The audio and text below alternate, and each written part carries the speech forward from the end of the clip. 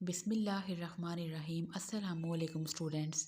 English के जिस topic को हम आज डिस्कस करेंगे that is argumentative and descriptive writing using listing, comparison and contrast. इसके बाद नेक्स्ट है प्रॉब्लम एंड सॉल्यूशन। इसके बाद है फॉर एंड अगेंस्ट। तो आज हम इन चारों को डिस्क्रिप्टिव एंड आर्गुमेंटेटिव या फिर परसुएसिव ऐसे के साथ हम इन चारों को देखेंगे कि इन चारों टर्म्स का क्या मतलब है। तो सबसे पहले हम आज ऐसे का मीनिंग देख लेते हैं कि ऐसे की डेफिनेशन क्या है, ऐसे का मतलब क्या है। इसके अलावा स्टूडेंट्स, अगर आपको किसी टॉपिक में कोई कन्फ्यूजन है, केमिस्ट्री, ज़ूलॉजी, बॉटनी, इंग्लिश, तो आप मुझे कमेंट सेक्शन में मैसेज करें। इसके अलावा डिस्क्रिप्शन में मेरे व्हाट्सएप का लिंक दिया गया है, आप उस लिंक के थ्रू मेरे व्हाट्सएप ग्रुप को ज्वाइन करें। अगर आपको स्टडी से रिलेटेड कोई भी प्रॉब्लम होगी तो इंशाल्लाह मैं आपकी प्रॉब्लम को सॉल्व आउट करने की पूरी कोशिश करूँगी। तो चलिए आइए स्टूडेंट्स, आउटलाइन के अकॉर्डिंग आज हम अपने इस टॉपिक को कवर करते हैं, जिसमें हम डिटेल से स्टडी करेंगे लिस्टिंग क्या होती है, what is comparison and contrast, problem and solution, for and against, और किस तरह के डिस्क्रिप्टिव एंड परसुएसिव या फिर आर्गुमेंटेटिव राइटिंग में किस तरह ये चारों चीज़ें उन्होंने आउटलाइन में इन चारों चीज़ों को इन दो राइटिंग में ऐड क्यों किया है। तो स्टूडेंट्स, आज हम आर्गुमेंटेटिव और डिस्क्रिप्टिव राइटिंग के साथ साथ हम डिफरेंट जो है वो ऐसे की राइटिंग को देखेंगे कि ऐसे की डिफरेंट टाइप्स हैं। तो आज हम इन दो टाइप्स के अलावा ऐसे की सारी टाइप्स को डिटेल के साथ स्टडी करेंगे और इन चारों टर्म्स को भी। तो चलिए आइए स्टूडेंट्स, सबसे पहले हम ऐसे की डेफिनेशन देख लेते हैं, व्हाट इज़ ऐसे। तो स्टूडेंट्स देखें ऐसे क्या है। The word essay can be defined as a piece of composition that is the result of conscious effort to produce a unified balanced coherent piece of writing. Essay क्या है, एक ऐसी composition का piece है जो किसका रिजल्ट है, आपकी कॉन्शियस एफर्ट का, जिसमें आपने एक यूनिफाइड बैलेंस्ड और एक कोहेरेंट जो है वो राइटिंग को आपने लिखा है, तो डैट इज़ कॉल्ड ऐसे। इसके बाद देखें, to write an essay to put into ideas. ऐसे में हमने क्या करना है, put into words one's own ideas and reflection on a given subject और theme. It acquires a mental discipline and training in the art of arranging and expressing one's thoughts in a regular and well ordered manner. कि ऐसे जो है वो वही अच्छा ऐसे वही लिख सकते हैं जिनको ट्रेनिंग हो और जिनका जो मेंटल डिसिप्लिन हो कि किस तरह हमने अरेंज करना है और अपने आइडियाज़ को एक्सप्रेस करना है, जो है वो बेस्ट ऐसे वही स्टूडेंट्स लिख सकते हैं। इसके बाद देखें स्टूडेंट्स, जो मेन डिफरेंस है ऐसे में और पैराग्राफ में वो क्या है। The main difference between a paragraph and the essay is that former could be consider to provide complete और exhaustive information material on the subject. Former means कि हम इसमें फर्स्ट वाले पॉइंट की बात कर रहे हैं, डैट इज़ पैराग्राफ के। पैराग्राफ इसमें क्या है कि जिसमें आप इंफॉर्मेशन प्रोवाइड करते हैं जो है किसी मटेरियल या सब्जेक्ट के बारे में। और लेटर, लेटर मीन्स के ऐसे क्या है, जो बाद में वर्ड यूज़ हुआ है, डैट इज़ ऐसे। तो ऐसे क्या है, the letter is an attempt to deal with the topic from the writer's personal perspective. कि जो ऐसे है वो क्या है, एक अटेम्प्ट है जो डील करती है टॉपिक के साथ from the writer personal perspective के पॉइंट ऑफ व्यू से, जो हम लिखते हैं किसी टॉपिक को, डैट इज़ कॉल्ड ऐसे। और पैराग्राफ क्या है, जिसमें सिंपली हम जो है वो इंफॉर्मेशन प्रोवाइड करते हैं किसी सब्जेक्ट या किसी टॉपिक के बारे में। तो स्टूडेंट्स, अब हम एक दूसरी बुक से भी ऐसे की डेफिनेशन देख लेते हैं। The word essay is defined, हम ऐसे को इस तरह डिफाइन करते हैं, as a literally composition on any subject. Properly speaking, अगर हम प्रॉपरली इसकी डेफिनेशन बताएं तो it is a written composition, ये एक रिटन कंपोजिशन है giving expression to one's own personal ideas और ओपिनियंस ऑन सम टॉपिक। तो ये हमने ऐसे की दो डेफिनेशन जो है वो पढ़ी हैं, क्योंकि जितना मटेरियल आपके पास होगा, जितना आप मटेरियल अपने माइंड में जो है उसको सेव करेंगे, जितना ज़्यादा आपके पास जो है मटेरियल होगा, तो इजीली आपको याद रहेगा और आप पेपर में उसकी डेफिनेशन लिख सकेंगे। तो इस तरह हम जो है वो डिफरेंट बुक से जो है वो इस टॉपिक को रीड करेंगे, ताकि ईजिली बाद में आप लोग इसको याद कर सकें और आपके पास मटीरियल ज़्यादा हो कि जितना आप याद करेंगे तो ईजिली आप उतने ज़्यादा पॉइंट्स जो है वो पेपर में लिख सकेंगे। इसके बाद अब हम नेक्स्ट देख लेते हैं, टाइप्स ऑफ ऐसे। तो स्टूडेंट्स, जिस तरह पैराग्राफ की हमने डिफरेंट टाइप्स पढ़ी थी, सेम इसी तरह ऐसे की भी डिफरेंट टाइप्स हैं, जैसे कि एक्सपोजिटरी ऐसे, परसुएसिव और आर्गुमेंटेटिव ऐसे, डिस्क्रिप्टिव ऐसे, नरेटिव ऐसे, इमेजिनेटिव ऐसे एंड रिफ्लेक्टिव ऐसे। तो सबसे पहले हम डिस्कस करेंगे एक्सपोजिटरी ऐसे को। दिस टाइप ऑफ ऐसे is mostly informative and expository और एक्सप्लेनेटरी ऐसे।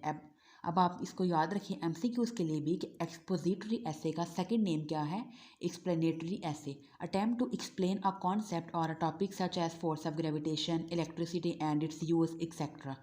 तो हम एक्सपोजिटरी ऐसे को यूज़ करते हैं जब हमने किसी चीज़ को या किसी कॉन्सेप्ट को या किसी टॉपिक को एक्सप्लेन करना हो, उसके लिए हम क्या यूज़ करते हैं, expository essay. After reading the essay the reader should be able to restate if required what has been explained. Writing such an essay therefore demand utmost clarity of thought and lucidity of expressions। तो हम expository ऐसे को लिखते हैं जब भी हमने किसी टॉपिक को एक्सप्लेन करना हो या किसी कॉन्सेप्ट को एक्सप्लेन करना हो, तो उसके लिए हम यूज़ करते हैं एक्सपोजिटरी ऐसे को। तो स्टूडेंट्स एक्सपोजिटरी ऐसे फिर क्या हुए, ऐसे जो कंसिस्ट करते हैं एक्सपोजिशंस पे या फिर एक्सप्लेनेशंस पे किसी ऑब्जेक्ट के बारे में या किसी टॉपिक के बारे में या किसी कॉन्सेप्ट के बारे में। जैसे फॉर एग्जांपल हम बात करें इंस्टीट्यूशंस की, इंडस्ट्रीज़ की, ऑक्यूपेशंस की, तो ये सारी किसकी एग्जांपल्स में आएंगे, एक्सपोजिटरी ऐसे में। इसके बाद अगर हम बात करें किसी साइंटिफिक टॉपिक की, जैसे ग्रेविटेशन है, एवोल्यूशन है, एस्ट्रोनॉमी है, या हम बात करें कोई लिटरेरी टॉपिक्स की जैसे कि नेचर ऑफ पोइट्री की, प्रोज स्टाइल्स की, इसके बाद नावल्स की या हिस्ट्री ऑफ फ्रिक्शन की, तो ये सारे किस में आते हैं, एक्सपोजिटरी ऐसे में। इसके बाद हम नेक्स्ट आगे डिस्कस करते हैं व्हाट आर परसुएसिव और आर्गुमेंटेटिव ऐसे, जो हमारी आउटलाइन में भी ये टॉपिक मौजूद है। तो देखें, अब persuasive essay aims to convince the reader that the line of argument in the essay is the most appropriate one. अब हम परसुएसिव देखें, इसका नाम से ही रिप्रेजेंट हो रहा है कि पर किसी हम दूसरे रीडर को परसुएट करना है या हमने आर्गूमेंट इसमें यूज़ करने हैं कि जो बात या जो हमने चीज़ एक्सप्लेन की है वो एक्यूरेट है।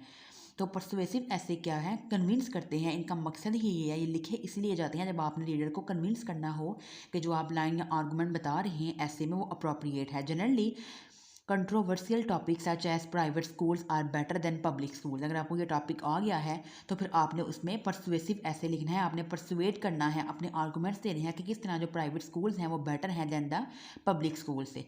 इसके बाद देखें, as there is no general agreement on such topics the topic should be presented with convincing arguments.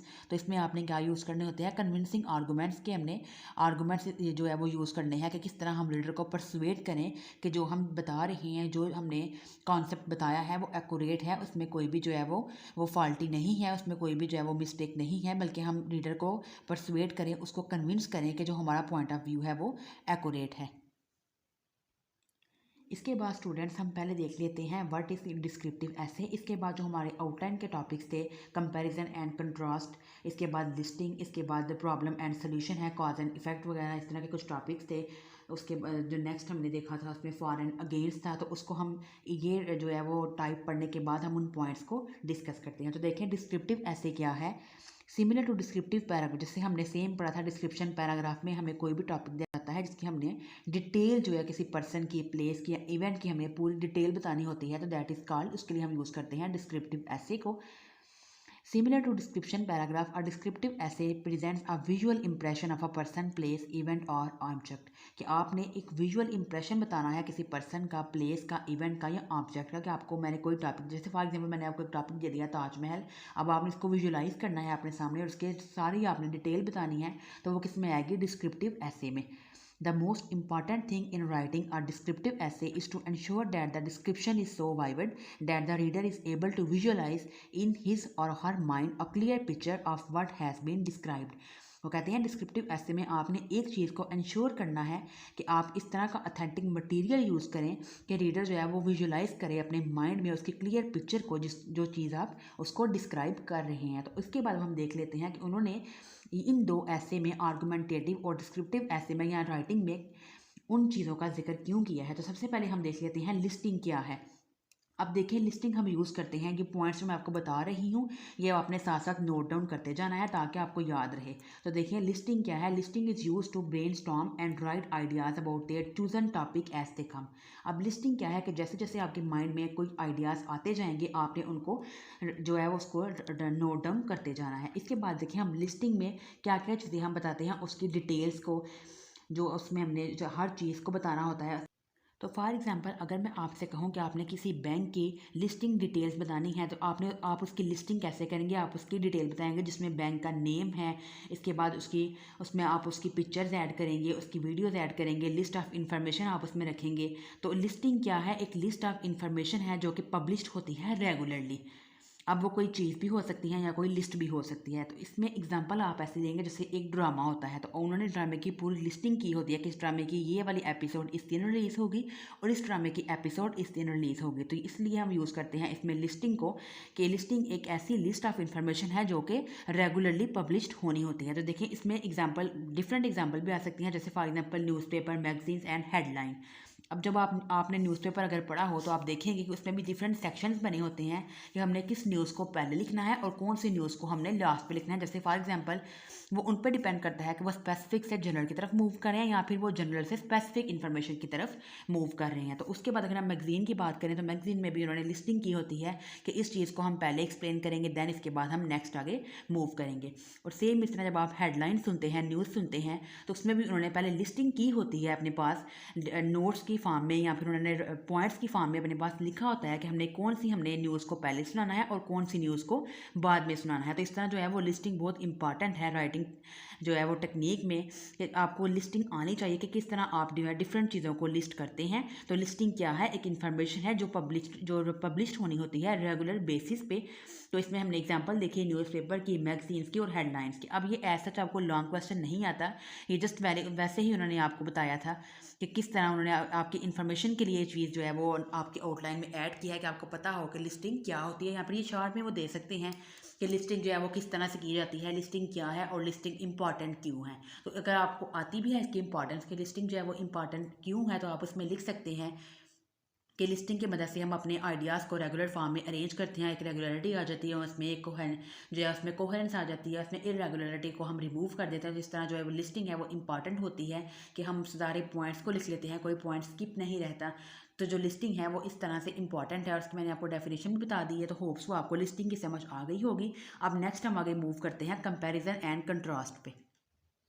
तो स्टूडेंट्स कंपैरिजन एंड कंट्रास्ट, तो सबसे पहले हम ये देख लेते हैं कंपैरिजन एंड कंट्रास्ट पैराग्राफ या इस तरह के राइटिंग को हम कब यूज़ करते हैं। कि मैंने आपको कोई टॉपिक दिया है जिसमें आपने दो चीज़ों का कंपैरिजन करना है और उनका आपने डिफरेंस भी बताना है कि वो एक दूसरे से मुख्तलिफ कैसे हैं, सिमिलरिटीज़ भी बतानी है और डिससिमिलरिटीज़ भी आपने उसकी बतानी है। तो उसके लिए हम यूज़ करते हैं कंपैरिजन एंड कंट्रास्ट को।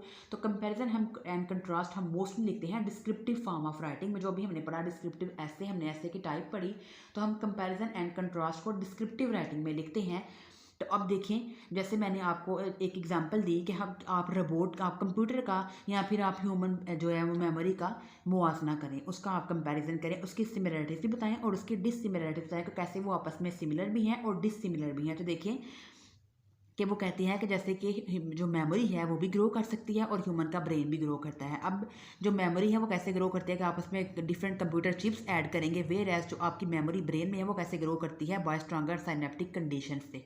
तो इस तरह देखें कि इनमें सिमिलरिटीज़ भी हैं और डिससिमिलरिटीज़ भी हैं। जैसे फॉर एग्जांपल देखें कि अगर हम बात करें कि जो कंप्यूटर है वो एक टाइम पे मल्टीटास्किंग जो फंक्शन है वो परफॉर्म करता है।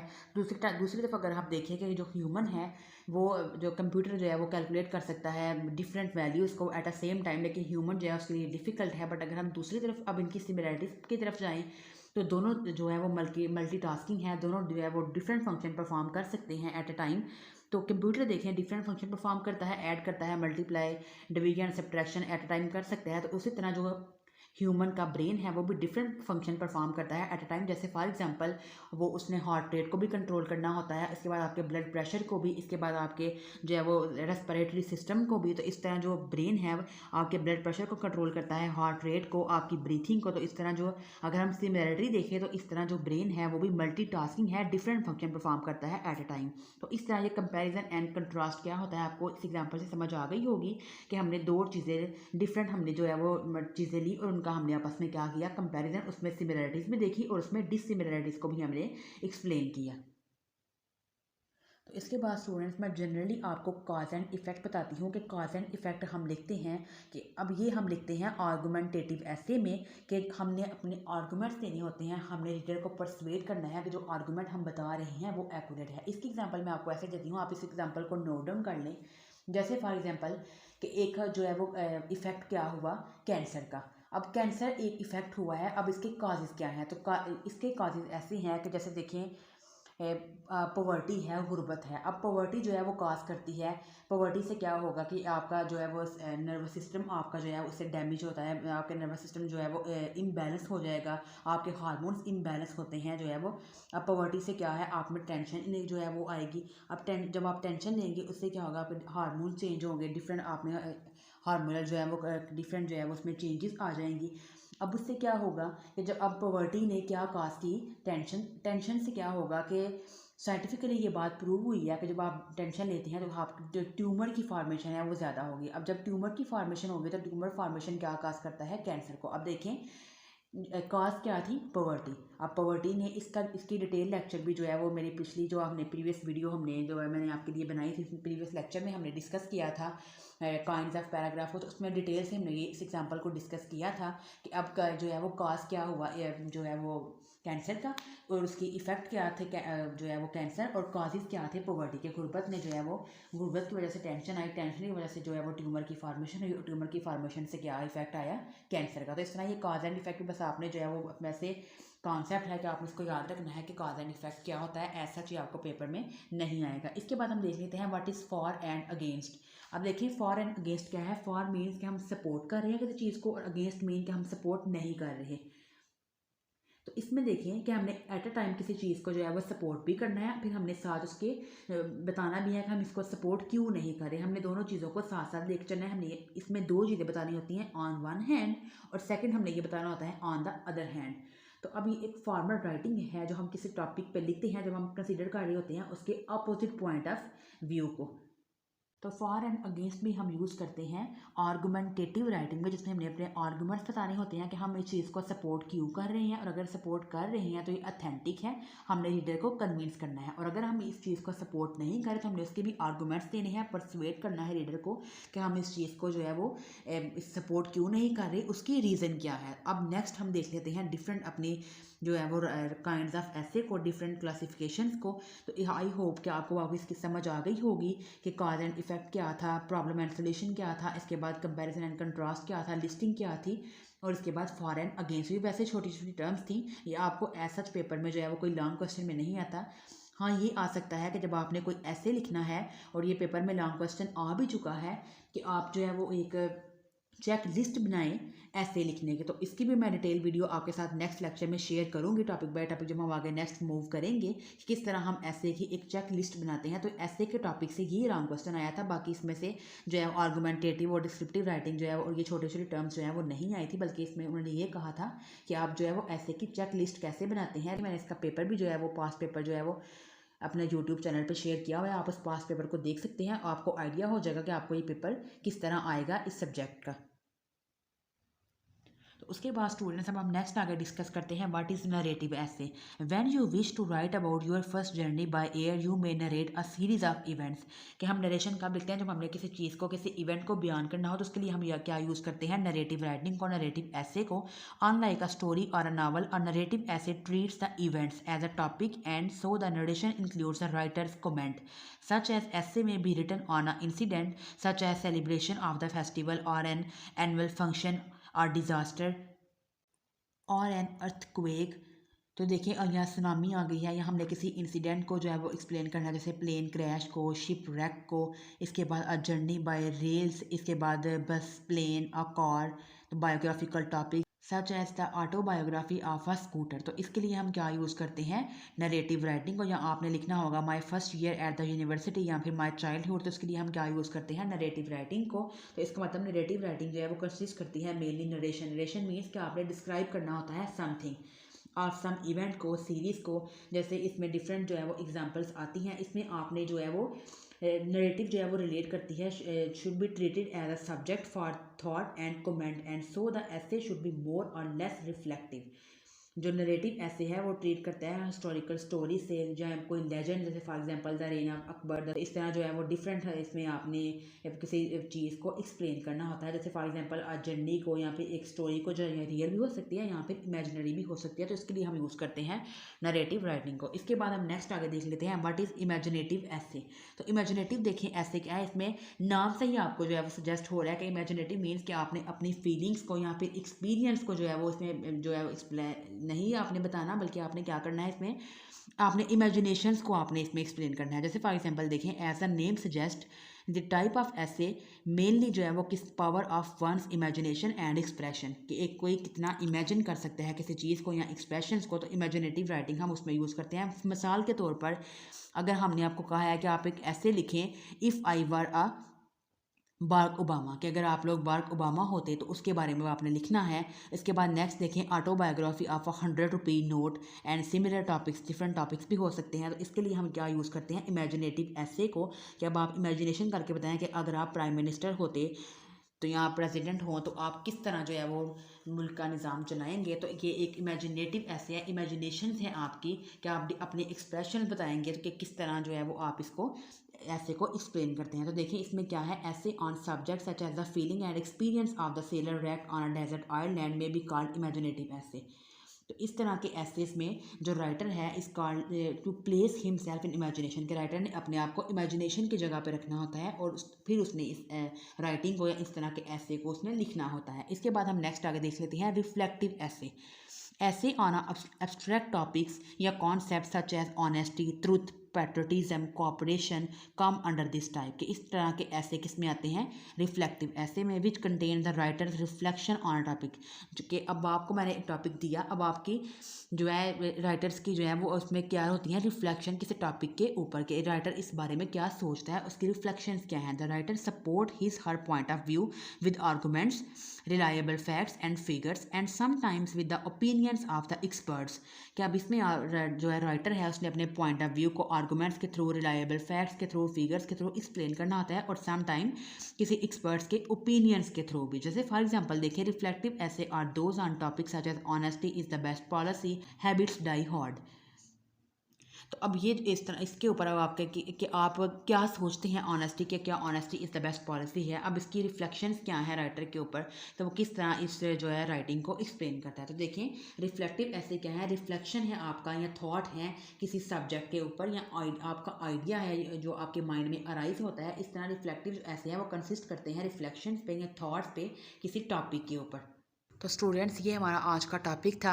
होप सो कि आपको इस टॉपिक की अच्छी समझ आई होगी। अगर आपको फिर भी किसी पॉइंट में कोई कन्फ्यूजन है या आपको किसी टॉपिक की समझ नहीं आई तो आप मुझे कमेंट सेक्शन में मैसेज कर सकते हैं। इसके अलावा डिस्क्रिप्शन में मेरे व्हाट्सएप का लिंक दिया गया है, आप उस लिंक के थ्रू मेरे व्हाट्सएप ग्रुप को ज्वाइन करें। अगर आपको स्टडी से रिलेटेड कोई भी प्रॉब्लम होगी तो इंशाल्लाह मैं आपकी प्रॉब्लम को सॉल्व आउट करने की पूरी कोशिश करूँगी। तो स्टूडेंट्स अब हम एक नई वीडियो के साथ मिलेंगे, तब तक के लिए अल्लाह हाफिज़।